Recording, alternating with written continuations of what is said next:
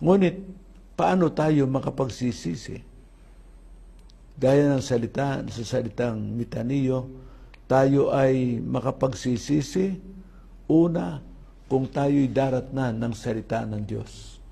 At ang direktamente na pagpapahayag ng kaligtasan ay pagsisisi. Una, mali nating paniwala na ang Diyos ay tatawagan natin kung emergency na. Kung tayo ay inatake, kung tayo nagkaroon ng sakit na hindi mapagaling ng kalikasan ng tao, kung tayo ay nagipit, saka tayo tatawag sa Diyos. Baguhin natin yan. Ngayong may pagkakataon, ngayong ang Diyos ay mabuti sa atin, ngayon ang Diyos ay nagpapahayag ng kanyang pag-ibig sa atin, tanggapin natin yon. Ano ang pagsisisi? Sabi ni John the Baptist, repent. Ang sabi ng ating Panginoon, malibang kayo magsisi, mapapahamak kayong lahat. Kaya ano ang ating gagawin?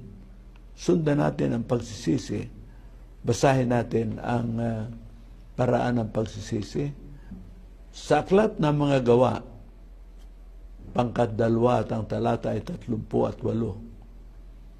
na sinasabi sa kanila ni Pedro, magsisi kayo at magbautismo ang bawat isa sa inyo sa pangalan ni Jesucristo sa ikapagpapatawad ng inyong mga kasalanan at tatanggapin ninyo ang kaloob ng Espiritu Santo. Kailangan din pala pagsisisi. Ang sinabi ni Kristo, magsisi. Malibang magsisi, hindi makaliligtas kundi mapapahamak. Sa salita ni Pedro bilang mangangaral noong araw ng Pentecostes, ito rin ang kanyang panawagan. Magsisi kayo. Bakit mayroong bautismo ngayon?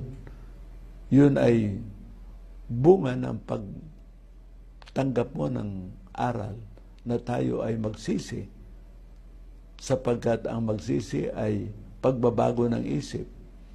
Kaya sino sa inyo ang bautismuhan na? Ano ang kahulugan ng bautismo? Ang bautismo ay nangangahulugan ng paglakip kay Kristo.